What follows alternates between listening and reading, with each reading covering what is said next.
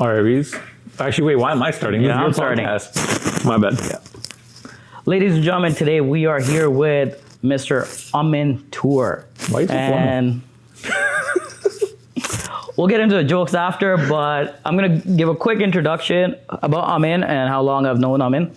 Long story short, I've known Amin now for 7 years, since 2018. No, I think before, 15, 16. When did we start the rally stuff? Actually, yeah, you're right, 17, Yes, 18. 17, 18, when at that time I was just shooting random cars and I get a DM from this guy who is pretty much a celebrity. Chill. No. You slid in our no. You slid in my DM. Okay, fine. Sorry. I messaged you. Yeah, I got a message from Amin. Hey, would you be interested? And that for us was like, holy shit. And we went to meet Amin at the Steels unit. Yeah. And it's all... Yeah, the number one thing I think it was we're like, Reese, Jason, we're like, would you guys be willing to help us with all the rally stuff when it came to content and a lot of the just shooting and editing the videos for all of our rally stuff? Because I think that was, we did a few other rallies before that, but that was our point where we really started putting a push towards doing the rallies on a larger scale, going to the US with all the cars. That was one I remember. We did the US one, but this was the first one when we went to Montreal. Yes. Yeah. Ottawa, Montreal, Mont-Tremblant. Yeah, and then after we did the one where we went to Indianapolis, we went to Ohio, first went to Columbus, Indianapolis, Nashville, Atlanta, Daytona Beach, and then Miami and back, which people thought we were a little bit, crazy at that time, cuckoo, because by the time that trip was all done, we were 6,000 kilometers, I think, with the whole pretty much route here and there. Yeah. 6,000. I remember one of the guys with the blue SV, Chris, Coast Rider's car that time, he had a blue SV, and he put almost 6,000 kilometers on that car, and people were like, well, this guy's nuts. I think he went through 4 oil changes on that whole rally. That's actually crazy. Yeah. Now, talking about cars, because everyone knows you as this successful business owner and someone who's got a crazy passion towards cars. So now let me ask you, I'm not even going to ask you about what cars you've owned, because that list is... Yeah, it's too long. It's way too long. I've seen the SVJ, I've seen all the roles. Yeah. Your current lineup has that super fast GTR. Yeah, so the GTR about 2200 wheel horsepower. It's a low 7-second quarter-mile car. So we have the Ford GT Carbon series. Then we have the matte black, this factory matte black Lamborghini Aventador SVJ. It's a coupe. I always wanted the Roadster, but settled for the coupe. Then I have the twin turbo 1200 wheel horsepower R8. The black badge Cullinan. What else was there? There's the G80 M3 manual. Yeah. I don't know if there's something else I'm forgetting. See, that's the problem to have. That's a good problem to have when you have so many cars. You don't, and these are all your personal cars. Because you do have a rental business as well. But remember the rental business we stopped 4 years back. That was a whole complete separate thing. Was separate. We had almost close to about 40 exotics that time, 35 to 40 exotics. Yeah, but that was a whole different lineup of Ferraris, Huracans, everything. Or Lamborghinis, a whole bunch of different set of cars. Yeah, but that was about 3.5 years back. We shut that business down. Perfect. And I spoke about it in one of the videos, like with Roy, Drive with Roy, where it was more of a passion-driven business, and where passion and business just had to be separated. Yeah. My passion is cars. I love cars. 100%. And it was a hard lesson learned that sometimes may work for some people, but in this case, passion and business didn't line up, and it had to be separated, which is, I've grown up to love cars. I always loved cars. And I pretty much, at that point was like, okay, you know what? No, this is not working. You'll talk about that, or we'll talk about it after. 100%, because even for me, if I was to talk about entrepreneurship or cars, the first exotic I ever drove was one of yours. I think it was that white Huracan The red top. with Yeah. the red top. Yeah. That was the first exotic I ever drove. Until somebody took it for a wedding and smashed into a bus shelter and decided to walk away from the car. And yeah. Yeah. So, and that's I guess that's what comes with owning these cars and letting people. Yeah. So I think, see, the problem with that business, like the rental business, Yeah. a lot of people look at it as, oh, it's a pretty cool thing if you can have those cars and drive them. But a lot of people also didn't understand that the cost of carrying them, you're paying crazy premium insurance on those cars. Like we were with McGregor, where that Huracan, we used to pay like $2,800 a month insurance to have the vehicle insured the right way. When you actually did all the math, there was really no money in it. But why do we continue to do it? We continue to do it because it was cool to say, hey, look, we have all these cars we love. But was it really cool? Because if you put the vehicles out on the weekends, which was the time when you want to drive it, you never could drive it because they were vehicles for business. They would be out for that purpose of being used to generate some income. Yeah. But the reality of it was there was never any money in it, because a vehicle would go back. There was always some sort of unexpected occurrences, whether, someone, dinged the car somewhere, whether, like, most of the time, even if you were to say, well, what about these security deposits and instrumentals and stuff, they didn't cover half the things. We had people that would go and smash, drive the car, the front left, smash it. We had 8 cars written off. 8 cars that were fully written off. You got to remember, these are business use vehicles. You're not getting the value of the car because they're used for service, right? So you're taking an ultimate loss regardless. Yeah. But we had some cars that we just couldn't go through insurance because we had a large fleet of vehicles. And at the end of the day, there's a certain limitation of coverage, which with that many incidents, you're surpassing it, right? Yeah.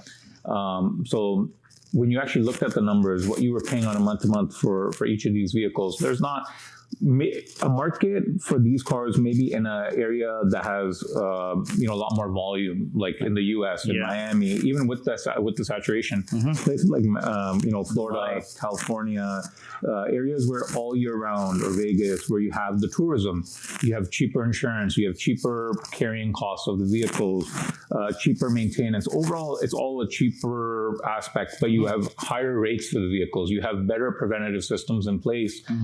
Maybe it's a better business there, but I would say in Canada, it's probably the worst business to be in because there's so much liability, the amount of damages. And at the end of the day, if your passion is cars, that's the wrong business to be in. But, be in a business that makes you the money to be able to allow you to make the money to pay for it, right? Yeah. In this case, the problem there was everyone goes through kind of that stage of learning where things work, don't work, and that's kind of where we were with that business. We had way too many incidents, and again, when somebody would take a vehicle for the day, they're getting the most value out of it. We may love cars. That doesn't mean that the next person who's using it for that day use or multi-day use has that same passion. Because the reality is when something is not theirs, they want to get the most use out of it. They don't care to, and the amount of times that things will just come back with, damages and just the amount of transmissions blown, engines, people, reality is just there was no respect for them. Rear wheel drive, 580 Huracan, someone's in a parking lot smoking out the tires, right? And those are just things at the end of the day you couldn't prevent because you could never be with the vehicle at all times. Yeah. You're essentially giving the vehicle for someone to entrust, but it's a business you choose to be in. And reality is you will pay the price for the problems that you have to deal with it. And that's why we had to separate it. I think in that business, we took like a multi, 7-figure loss of running that business for 4 or 5 years. But we tried everything. We've tried higher end. We've tried insurance replacements. So we had at one point medium range vehicles, insurance replacement vehicles. People will get into issues with their insurance. The insurance would approve the coverage for the vehicle, and all of a sudden their investigations were without prejudice, and now we're not being paid. Whether it was insurance companies, then even insurance companies would negotiate the rates after the fact. Oh, wow. If something was agreed, at the end of it all, they were still trying to negotiate the rate down. So after they've already agreed to pay out. And we're talking about regular vehicles. I'm not talking about exotics. I'm talking about like stuff like even like Range Rovers and like, every person's coverage was different. So my point is we've tried every area of that rental business. Yeah. When it came to insurance replacements, it came to retail rentals for economical cars. Like I'm talking about like Camrys, Civics and all of that. There was no money in it. The cost for the cars. But the problems that you would face in that business are things that would blow your mind. Like, dealing with a retail car, you got a $500 security hold on like a Camry. Yeah. And somebody gets the car impounded, and all of a sudden now you're paying for a 2-week impound. Yeah. The customer's not paying. You're paying for the towing bills to get your car out, because at the end of the day, if you don't get it out, it's just racking up the charges. Yeah, and as far as the car is not rented, you're also not making any money on it. Makes a lot of sense now. Yeah. When we're talking about cars, if I was an 18-year-old coming to you, right, what would you say should be like best exotic? Best exotic. See, what I believe is, first things first, to conclude kind of that side of the business, right? When it came to, if you are someone who loves cars, and the only reason I can say this today is because we've gone through all of that kind of misery with the rental business. Yeah, I can say, if you love cars, stay away from it. If you got a system that works, good for you, and I pray that it continues to work for you. But at the end of the day, things can go well for as long as they can, until you come across that one problem outside of something you could ever imagine that will put you back. So, one thing that I gotta ask, do you remember your very first car? Very first car that you ever owned? Very first car. It doesn't have to be not an exotic. What was your very first car that you ever owned? The very first car I owned was actually an Acura TSX, but it wasn't the car I wanted at that time. TSX was a big deal back then. Yeah. And I always wanted to mod the car, but I actually got the TSX. Okay, so in full transparency, I convinced my dad to get the TSX, and I always wanted to get a G35 coupe. That was the actual first car that I owned myself. I remember that one. Yeah. So I had a manual G35 coupe. Was I still think today they're beautiful cars. But back then it was kind of a 2-in-1 stone. So I convinced my dad. I'm like, TSX, it's Acura. Right. My dad is a big Honda and Acura fan. Yeah. So he's looking and he's like, oh, okay, right. And he's just looking. He's like, he was more of a Honda Accord guy, and then I convinced him to get the TSX. He got the TSX, and back then car audio used to be pretty big. Yeah. So then I ended up doing, I actually did 3 Alpine Type X's in the back of the car, put springs on it and everything. Oh my God. Yeah. So I kind of took that car to a whole different level. Yeah. So I had that. But my first car, so I used to work at Nestle. Hopewell Logistics is a company in Brampton. I used to work there full time. And I was talking about this, I think, in one of the other videos, but with the whole, family, obviously, support in place and everything, I still had that TSX. And I was driving that TSX around to work and everything. And about 8-9 months later, once I had saved some money, that's when I went and bought the G35 coupe. So the G35 coupe, so I went and I bought a manual G35 coupe. And this is back in 2006. At that time, I was 16 years old. And I was working full time. I used to work for Hopewell Logistics, Nestle. It's actually a company. They do logistics for Nestle, the chocolate company. And I had a weekend shift. So it was actually Saturday, Sunday, Monday. It used to be 3 days, 6 a.m. to 6 p.m. They used to pay you for 40 hours. But back then, in 2006, as a 16-year-old, working full-time, and yes, this is not something I ever support today. I would never tell anyone to do, but I used to skip the Mondays from school, right? And go to work. Yeah, so go to work, and I would find it some sort of, whatever reason I was absent from school. Yeah. Eventually, what ended up happening was I actually started doing PAS online. So I switched from traditional school to PAS online. And what that was actually right here in Mississauga on Elm Drive. There used to be a booklet system where you could work at your own kind of pace with high school. Yes. And I used to do the book lists that were perfect because now you remember I don't have to on Monday put in that time to go into traditional school. So for me as a 16-year-old, my motivation was to make money, right? Where was I going to make money? By working. So I started working there, and I eventually transitioned into doing PAS online. In the midday evening, sometimes I used to do car audio installs as well. Oh, so as a 16-year-old, I had a full-time job at Nestle, Hopewell Logistics. I was doing PAS online, and at the same time, I was doing car audio installs.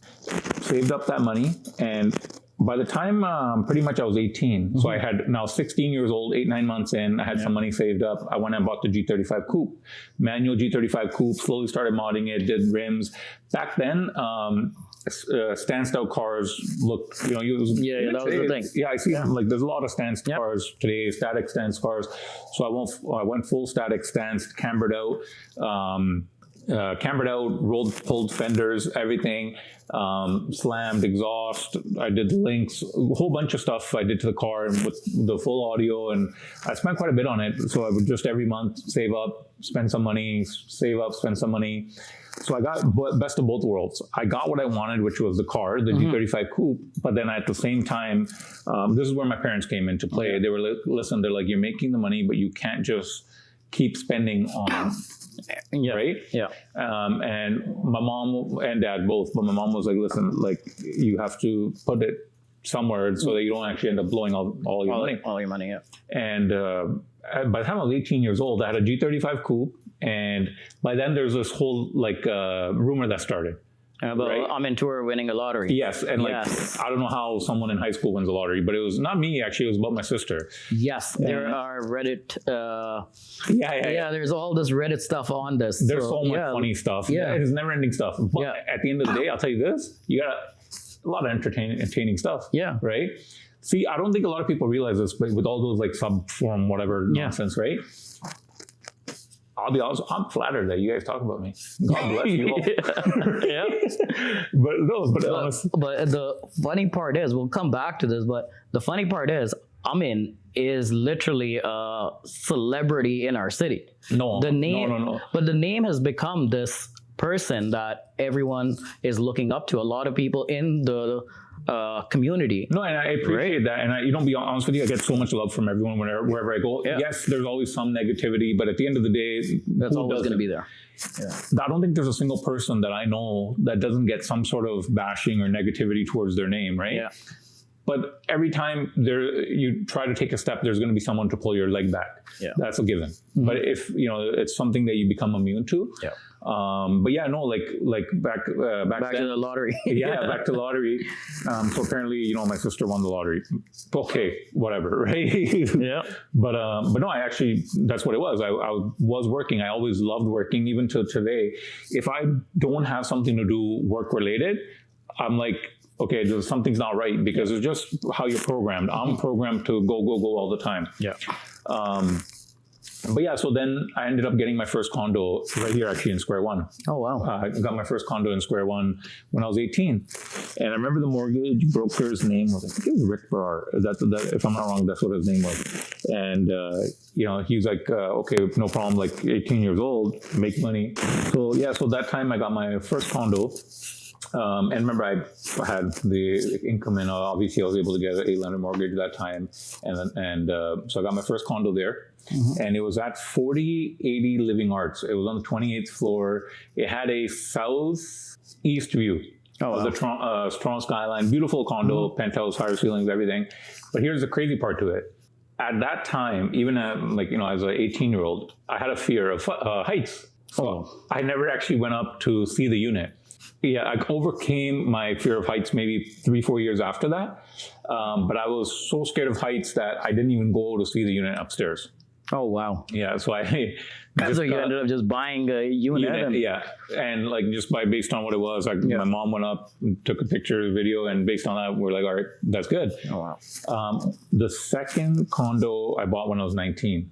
And then I had a third one that had pretty much closed by the time I was 20, which was the second one was also at Living Arts. And then the third one was 3555 Confederation. I think it was on the so 20. everything right near Square One area. All Square One, yeah. Yeah. But that time was a good time because the condo market was just kind of starting to take off. And I was able to capitalize off. So do you remember how much you spent on your first condo? First condo, I think it was like 245, and I put like 50 down if I wasn't wrong, around 50 down. Yeah. Second one was like 280, and I put like 60. I think it was that time, but remember this was back in like right. And then the third one, I think it was 340. It was a 2+10.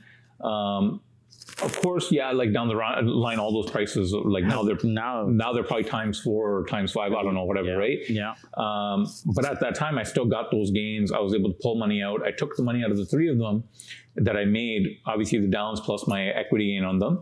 And I took them and I dropped them into a commercial unit, and I had the commercial unit, flipped it, made a little bit on that. Then I got into my business. But when I got into the business of transportation, that's when things like I got into it without really knowing what I was doing. But why transportation out of? Also, okay, so what it was I was in school. So as I was still working full time at Nestle and Hopewell, and doing the condos investment and stuff on the side, enjoying cars, right? Whipping around in the G35 coupe, modded, slammed, even the LED neon lights under, right? Great time. And while I had all this was going on, what was it? Sorry. I've always wanted to do something with cars and service, right? But I figured I didn't want to be a mechanic. I didn't want to physically work on the cars. Yeah. Because like kind of doing a bit of the car audio installs and stuff, just something I didn't really want to do. Yeah. Then I'm like, okay, back then there wasn't really anything more kind of high-end per se with the exotic rentals or any at that time, right? Then the other companies came along, got into experiences, all that later. But at that time, there wasn't. I'm like, okay, what's something that's automotive related, something where I can provide the service, but something I don't have to be physically myself there. All the time, yeah. All the time. So I thought, okay, maybe do a little business. But I got kind of a harsh reality check at that time, being, you can't just walk into any business. So I purchased my, first limo, and it came with a lot of problems. What that was it took me a long time, maybe 5-6 months before I actually got insurance on it. But I was very persistent day to day, and it wasn't that the business had any more money in it than anything else. Yeah. It's just something that I chose to get into. Makes sense. When I got into it, even today, it's extremely saturated. The only reason, obviously we're still okay is because we've been in it for so long. Yeah. So we do have some more perks being, almost 14 years, 15 years in the business, right? But what had happened was anywhere I would go, I would get shut down for insurance. When I went to this one brokerage in Cambridge, one of the guys, he's like, look, you've been here every day 2 months trying to get this coverage. It's not working for you. So he had referred me to a company in Toronto and goes, go to them. They tried to swindle me into almost transferring the ownership into their company. Oh, you gotta, they looked at me like some kid that doesn't know what's going on. And I almost did that. And because I thought it was my only solution, right? Yeah. Eventually I found someone who did end up helping me. And, it was I went through a lot. At that time I used to, because I had no clue where to start. When I had got my first booking for it, I was like on cloud nine, like, oh, wow, this is amazing. Like I'm a guy that worked in a factory. Yeah. And now I got my first booking and I'm like, oh, this is amazing. Yeah. And it didn't go the way I wanted. They actually got into a fight. The first customer got into a fight in the limo. Oh. And friends and and who was driving that limo? Did you guys hire someone? No. So we had to, at that time, the way it worked was we had to hire someone that had the experience. We had to pay them more. It was all kind of a learning process the first 6 months after getting the insurance. So a year was kind of just learning everything. Yeah. And I was like, okay, this is brutal. Like, what did I get myself into? There were bloodstains in the limo because they got into a pretty bad fight in the limo with friends. And I was like, what did I get myself into, right? Yeah. And to be honest with you, after that too, I got into a lot of other services and customers where the things didn't go the way I wanted to expected. But something kind of in me was like, okay, no, I got myself into this business. I have to make it work, because if I don't, right, where do I kind of leave off with this, right? Do you go back to the factory, or you try something else? No, exactly. And I was in school too. So I was at that time at Sheridan College here in Mississauga too. A lot of it actually revolves all around Mississauga. Yeah. So I went to Sheridan, the one here in Mississauga. I actually went to the Brampton, and they made this campus. So I had some courses here, some at the other one. Oh, wow. I went to Sheridan, Brampton. Oh, yeah? Oh, nice. Yeah. So I was back and forth. Nice. And with all the barriers in place, I continued on one thing. And it's one thing I live by today, which is it's not what you do. It's not what industry you're in. It's how you scale it. So a lot of people in our business that even a decade in, 2 decades in, they don't see the gains, of course, that we were able to. But the reality is there is no easy money made whatsoever. Like people that were around me have seen what I've gone through. I used to sit in the back of a limo after we got into more vehicles behind my brother-in-law's banquet hall, the Beers banquet hall. And I remember meeting customers shoveling snow in the winter to get to the limo, sit in the back of the limo with a clipboard and literally try to convince a customer to book with us and why they should book with us and why we would be sticking around in business. And along the way, we dealt with many challenges in the business. But at the end of the day, if you're getting into any business, whether it's this or anything else, you have to be prepared for the up and downs. You may have a very good year, you may have a very bad year. And I wouldn't say that our business is the best business, but it's what I understood. It's what I built the knowledge in, and I continue to scale on. And the only thing that today that paid off was the time we put in.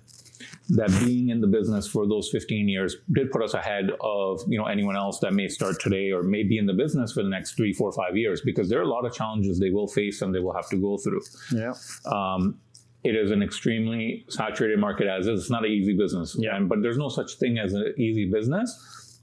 But it's not really where things really took off for me. It built my foundation. And that's why we continue to scale that business. It built my foundation. It built, for all of us, our foundation. Including my brother, my brother-in-law, our partner Nanish, right? All of us. It built our foundation.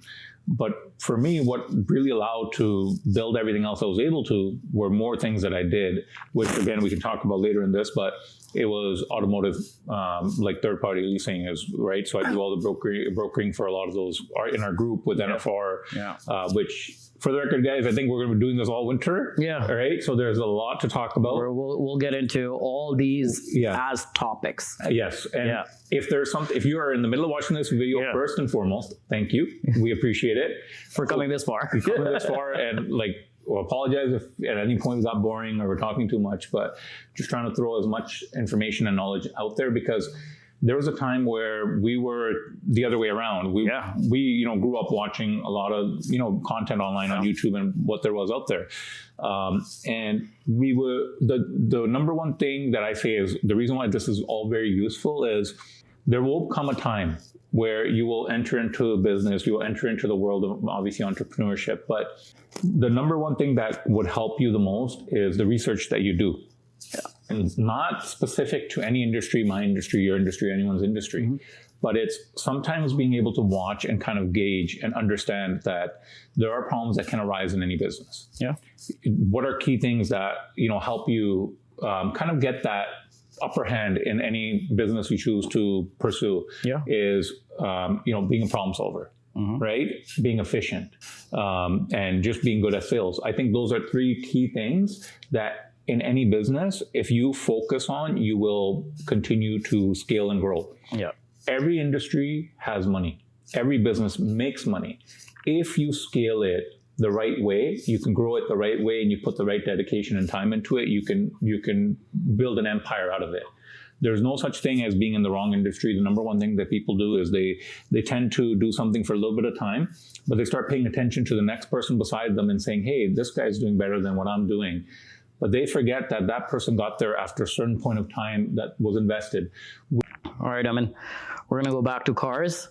And if you could drive one of your cars for the rest of the year, which car would you prefer? Of everything, I would say the R8. I hear this about the R8 all the time, that it's like the best exotic car in my opinion, it's the best. Even like I would say the R8.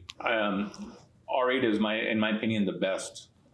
Like the second gen R8s, for example, like the 17 Plus, is one of the best built cars, best platform. I recommend the best one to get into. The previous first gen ones are good too. But the only time I would really go for one of those is if you went for the manual, like Mr. Elijah has. Yeah. The gated ones are solid, amazing cars. Yeah. But the automatic ones are a little finicky. But the second gen R8, Huracan, especially if you can get yourself into a perf, one of the best, strongest platforms. We've seen that with the highest driven Performante in our group. Yeah. He crossed, I think, 120,000. Like 200 now. But yeah, but he drives it a lot. But but I would say, forget about, the crazy, obnoxious, exotic supercar, and focus on the three best built supercars, period. I would say is R8, 3RS, and the Huracan Performante. Three solid platforms. If you can stretch the budget and you can go for a perf, do it. 3RS, you'll never go wrong. But now, why wouldn't you pick a Ferrari? I mean, there's many reasons for that, but like look, you've had multiple, yeah. No, but you're getting into, I guess, a different category. So 488s they're good cars too. They're not. I don't know. I had a 48. Yeah. I had a 48, but I did everything. I had stage 2 turbo. Yep. I had, the pure turbos. I had stage 2 tune. Yep. The Rift exhaust, downpipes, had everything done to it, right? Yep. But Ferraris are great. But see, the thing, and what I feel is right now, especially with like the SF90s, the 296s, they're not. I don't look at those as Ferraris. You want, if you're talking about a 458, NA 458, best car overall to buy, period. As things kind of went up, it kind of went a little downhill. Like the 48 to F8, like I had an F8, I had a 48, I have 458, I have had all of them. So speaking from personal experience, a lot of times you don't learn to appreciate what you have until you've ruined it. Right? So as people may look at the 458s as a little more outdated with, the interior. It's not. It's the most. That car will be forever an iconic car. And as time passes, the 458, the Mercedes, all of them, they're just becoming more and more that valuable appeal. Yeah. Value as well. But if you look now at the SF90s, people paid crazy money for them, right? People were paying on a lot of people. So remember, we're in Canada. We're talking about CAD, Canadian market pricing. 1.1 million. People paid ridiculous money. Yeah. Like you're talking about a SF90 that started at 540 for coupes and 570 for spiders. People in the hype of them, the cars that were built, they were like, 700 MSRP cars, 650 MSRP coupes, 700, 750 spiders. People were paying on coupes $1 million plus. Right? Spiders, people paid upwards to the 1.5 range when they first came out, down to the 1.25. People paid crazy money for them. You can see those spiders going in the 700s now. You see coupes being listed, 22s, not 21s, but 22s for a retail 565, 549. Like on the wholesale side, they're in the 4s now, like high 4s, right? That hurts. It hurts. So the last year and a half, right? Yeah. When did you ever see a Ferrari plummet this much? Yeah, that in a short time span.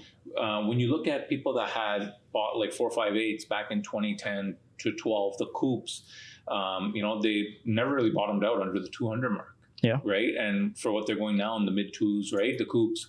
When you look at the spiders have never really seen them bottom out under the 250 range. Now they're still around the 350 range CAD, right? Because when we talk about the anything over $1 million, you're almost getting into you are getting into the category of hypercars. Yeah. Right. So now let's talk about your first hypercar. Yeah. Well, so my first hypercar. Well, hopefully there's a lot more to come. Pray for me, and we can hopefully, it's all thanks to God, of course. Hopefully, there's more to come.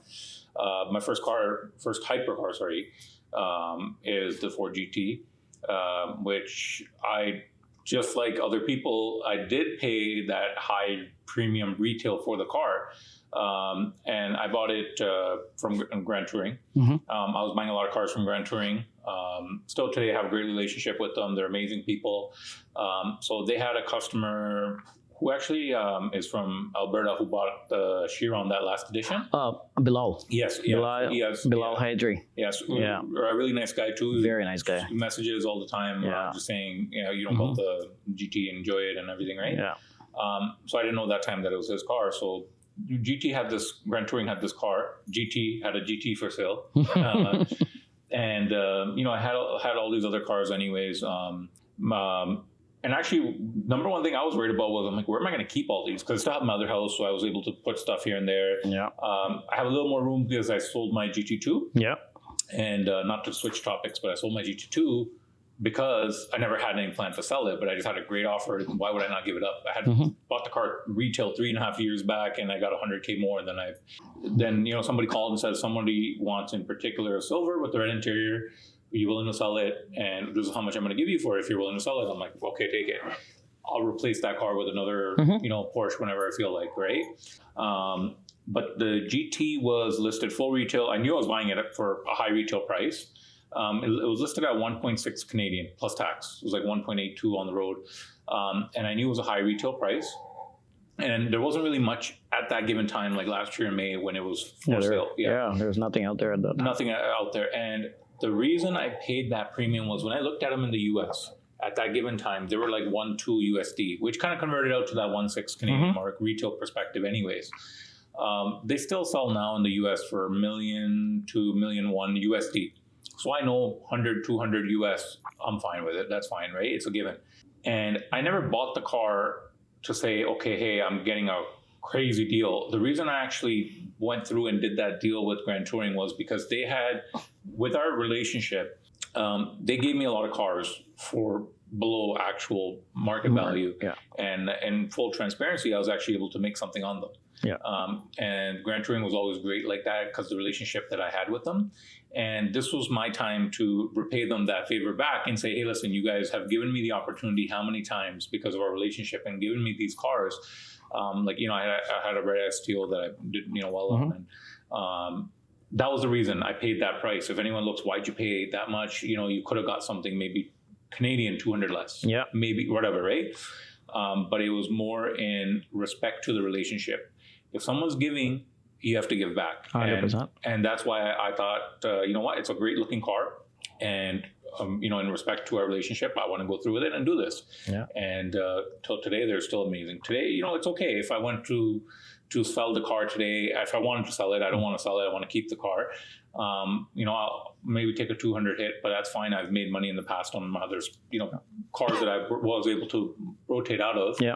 And I'm happy with where I stand with it. And the car is amazing. When I bought it, I had no clue what I was buying.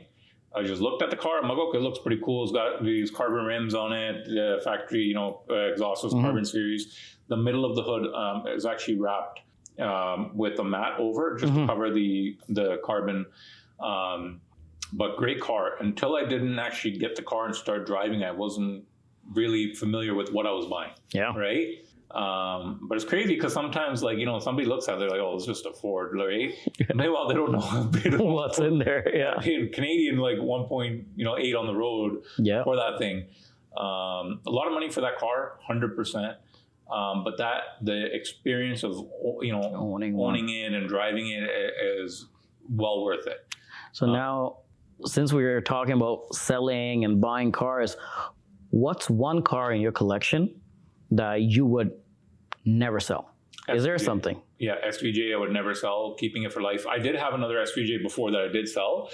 The reason for selling that SVJ was actually, it was a yellow one I had. I had a yellow SVJ. I remember that. And it was a factory matte yellow SVJ. It had the racing seats in it.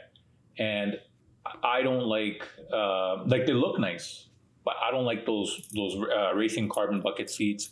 They kill your back. Yeah, even a kilometer of driving, your back's already sore because they're rock hard, solid. Yeah. And yes, race cars, this, that, I get it, the appeal and everything. but at the end of the day, you still don't want to get in and out of your car every time breaking your back. The difference with the GT2, maybe just with the suspension setup, but those racing bucket seats, they're not that terrible. For some reason, the Lambo, like the racing seats, they're a little bit on the backbreaker side. And that's why I switched out of the yellow one and I got into my black one, the matte black one. Yeah. When I bought the matte black one, I actually wanted to get into a roadster. I always wanted a roadster. And that's the reason why I did not mod my black one, because I figured maybe a roadster Sell it and get into a roadster. But nothing really came along that really made sense to do, because the price was still pretty high on the roadsters. Yeah. So that's why I was like, okay, I have one of two scenarios. Either I keep this coupe for life, or the right SVJ roadster comes along and I keep that for life. But I will always keep an SVJ part of the collection for life. Yeah. So I was going to say, with the SVJ, that's why a lot of times I get messages. You know what? There's a lot of great people that do like the exhaust setups and stuff for like SVJs, or all the cars, right? But like all the guys like Gentani, Rift, Nova, VF Engineering. The problem I have is I don't have the heart to say no to any one of them, every single one of them. And thank you all for keeping me in mind and messaging all the time and saying buy this or buy your setup. They're all crazy setups. Yeah. But like I don't know where to go, which one to choose. I can't say no to anyone. Anyway, yeah. And that's where I'm in that dilemma. But I was only holding back from modding the SVJ because I thought I was going to find a roadster, but I'm keeping an SVJ for life. If that's not happening, like I was actually yesterday looking at some wheels as well, but I want to do, I'll be honest with you, I think I'm just going to keep this one. I think a coupe is fine. We'll add another roadster, another car, like a Spider or something. Maybe like down the line, add some other cars that are convertibles. Yeah. There's two cars actually I really love, but I'm waiting till the right specs come along. 812 GTS, 765 Spider. Those are two cars, but I want all of them matching with the SVJ.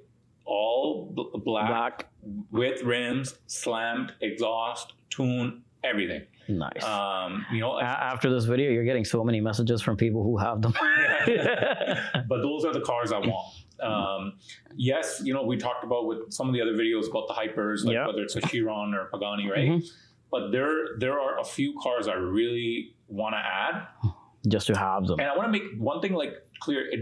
You could have whatever you have when it comes to money or being able to buy whatever you're able to buy, but buy what you like, not about what pleases other people. Yeah. So that's a key thing. And when I bought my GT, I didn't buy it because I wanted to show people, hey, look, I have a GT. I bought it because I loved the appeal of the car. I loved how it looked. So always buy what satisfies you, makes you happy. No, just actually, let's go into what are your thoughts on the EVs? Forget the EVs. What are your thoughts on the Cybertruck? Will we see a Amantoor ever in a Cybertruck? Maybe a Cyber Beast? No. And all respect to all Tesla owners or EV vehicles. Yeah, I'm not an EV guy. And my wife's probably going to watch this and look, and because she drives a Tesla. Yeah. But I'm not an EV guy. I'm not for electric cars. There's tons of great cars. I just am not that person for that market of cars. Like the Cybertrucks, I know if anyone's really paying attention to them in the US market, leaving aside the different models. Yeah. The Cybertrucks, when they first landed, it's the same thing with a lot of cars. So a lot of people don't actually understand. Timing is a huge factor. If a vehicle, it's not about if a vehicle's not limited production, it's not a numbered vehicle, there's no reason you should ever be paying over MSRP on that car. Yeah. A car that is mass produced, why are you paying over? Because you're getting it a month, 2 months, 3 months before more land?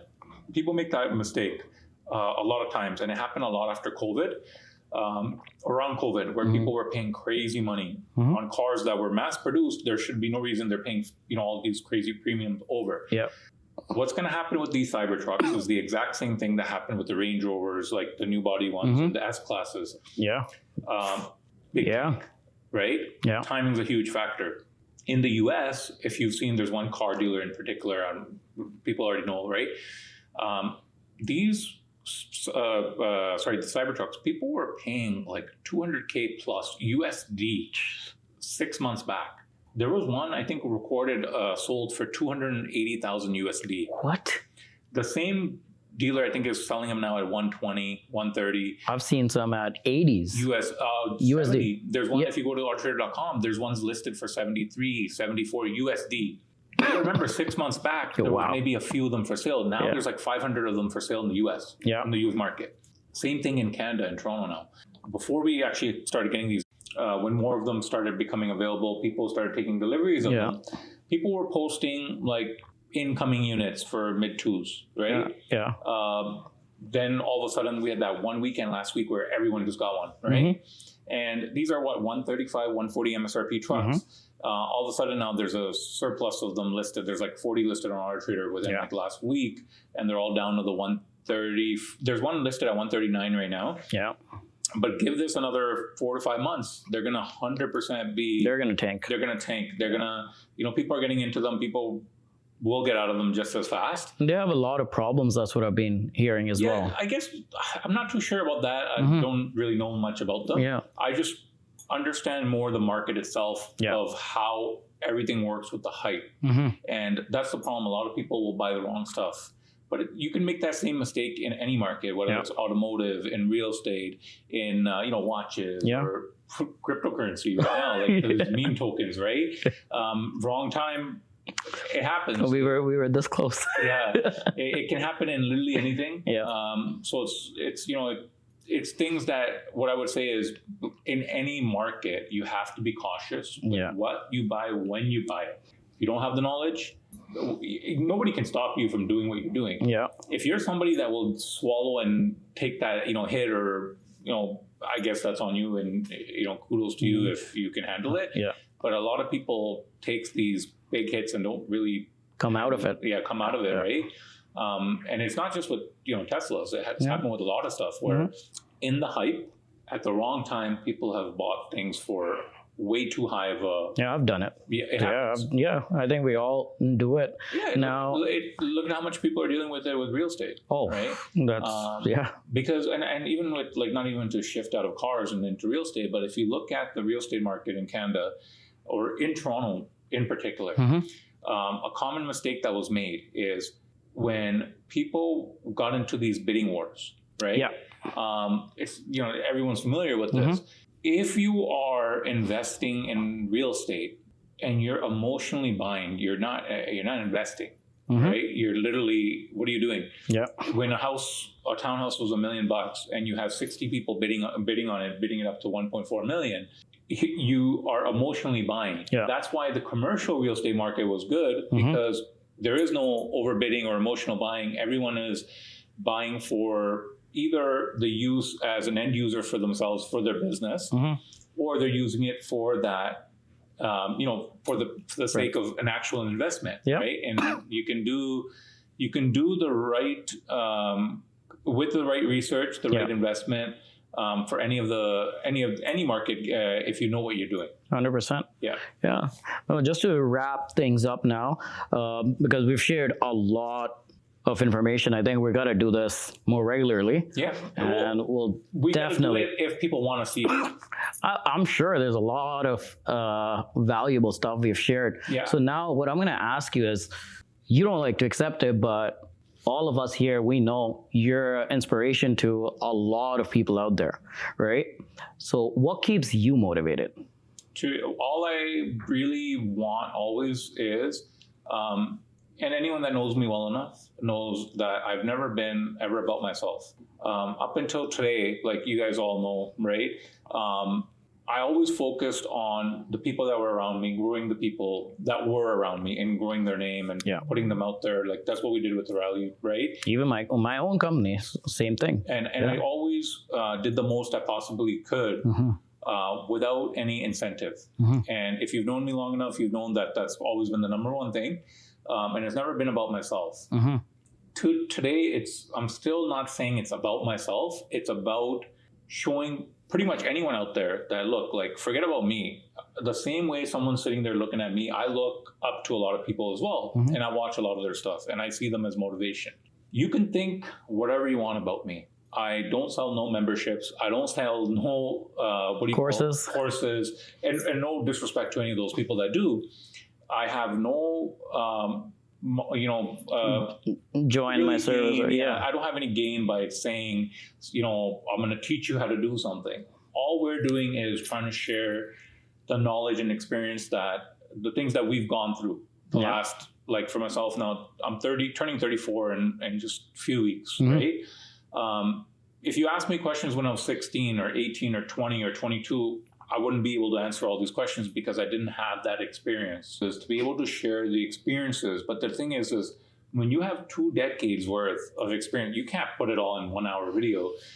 This, I think, is going to run all winter long if we really want to get down to talking about all that. Yeah. And what I really want to do is just share those obstacles, experiences, something that could help. I'm not anywhere where I want to be today.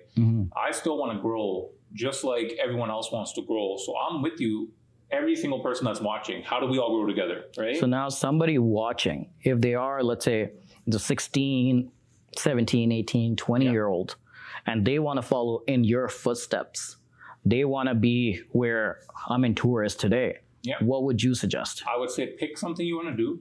Doesn't matter what it is. See something that you think you're good at doing, but envision yourself a decade later if it's something you see yourself being in. Pick an industry, pick a business, whatever it is that you want to do. Whether it's a career, that's fine. If you have to go to school to get to that career point, if you have to start somewhere today for that business, start. Make sure that you put the most amount of time that you can into it to grow it.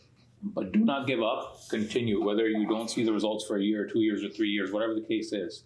Don't let anyone ever deter you away from doing what you're doing. Do not ever think that the next person has become or has grown faster than you were able to, because you will have your turning point. Everything in life with time will always grow. And just stay committed to it. Do not give up. You may have a bad year, but the next year doesn't mean it will be bad. It may be that turning point in the good year for you. Continue to grow and work. That's it. Pick it, scale it, focus, and grow it. That's all. There's no course sign up. There's no, I sometimes laugh at some of the comments of what's to sell, and there's nothing to sell. It's just, this is just real. This is just real. Like, this is it. Yeah. And I make mistakes daily with business, and, I continue to fix and, grow. And so we're doing this together.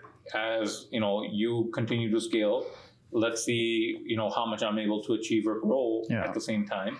Now, let me ask you 2 questions I'm going to ask you to end this podcast off. And I want you to answer them in, say, less than 30 seconds. Yeah. Okay? Oh, I'm going to talk a lot. So we're going to cut him off at 30 seconds. Okay? So what kind of a mark do you want to leave behind, whether in business, cars, or life? Yeah. I would say life, because business, cars, business is something we need, of course, to sustain what we want to do in life. Yeah. Cars is just an accessory to life. It's not the most important thing. I just want everyone to live by one thing, which is be honorable. Whatever you do in your personal life or business, be honorable to what you do. Stay committed. And if you ever make a mistake, own up to it. There's never anything wrong with making mistakes, but be accountable to your mistakes. Everything is forgivable if you do ever make a mistake, but be honorable to it, and always be a good person. Always give before taking. Don't be ever there to just take. If you have to help the person beside you before you can help yourself, do that. And I think that would conclude with being honorable as just being human, right? Humanity is the number one thing. Follow the beliefs that you have. Believe in yourself, believe in God, believe in the ones around you, your family, and everyone. And just never be scared to be yourself and be honest. Perfect. Now, to end it off, last question. If there's a heaven for cars, which one of your cars is going to be going up there? Oh, my God. Random question, but let's go. Pretty well question. SVJ? You're taking the SVJ. God, let me please take that V12.